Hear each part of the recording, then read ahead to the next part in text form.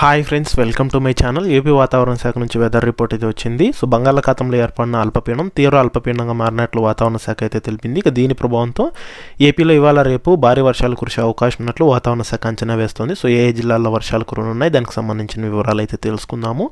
వీడియోని అయితే స్కిప్ చేయకుండా చివరి వరకు చూడండి. వీడియోలోని ఇన్ఫర్మేషన్ నచ్చినట్లయితే ఛానల్ని సబ్స్క్రైబ్ చేసుకోండి.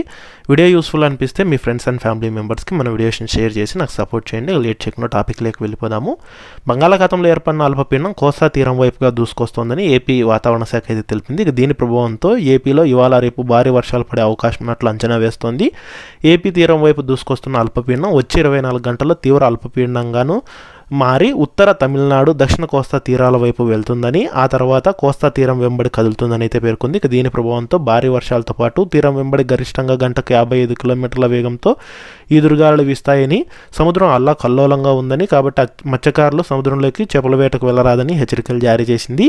ఇక ఈ అల్పపీడనం ప్రభావంతో విజయనగరం, విశాఖపట్నం, అనకాపల్లి, కాకినాడ జిల్లాల్లో భారీ నుంచి అతి భారీ వర్షాలు కురుస్తాయని, ఇక శ్రీకాకుళం, అల్లూరు సీతారామరాజు, డాక్టర్ బిఆర్ అంబేద్కర్ కోనసీమ, శ్రీ పొట్టి శ్రీరాములు నెల్లూరు, తిరుపతి జిల్లాల్లో భారీ వర్షాలు కురిసే అవకాశం ఉన్నట్లు వాతావరణ శాఖ అంచనా వేసింది. ఇక మిగిలిన జిల్లాల్లో తేలికపాటి నుంచి మోస్తరు వర్షాలు కురిసే అవకాశం ఉన్నట్లు హెచ్చరికలు జారీ చేసింది. వర్షాలతో పాటు అక్కడక్కడ ఉరుములు, మెరుపులతో కూడిన వర్షాలు పడతాయని, ప్రజలు తగిన జాగ్రత్తలు తీసుకోవాలని హెచ్చరికలు జారీ చేసింది.